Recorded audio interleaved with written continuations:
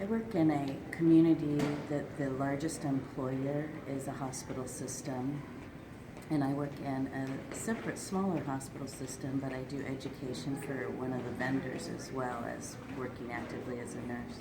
And what I've noticed is the biggest hospitals with the largest amount of vascular access nurses have the least amount of education because they're not being funded to go to AVA. They get, if they want to get any further education, they have to pay for it themselves, and I don't think there's value in what these nurses bring to their patients.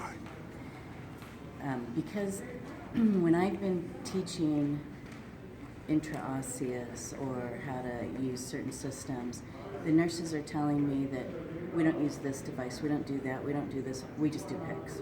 We don't question, we don't evaluate the patient. We get the orders from the physicians who have really had no training in what's the best line and how it's the safest for the patient and how it's the least amount of complications. All the things that we learn at AVA, it saves hospitals money, that increase patient satisfaction, that are the right line at the right time.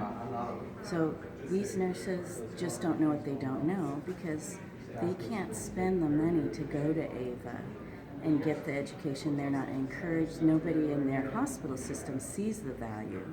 They have no idea what they're missing and what they don't know.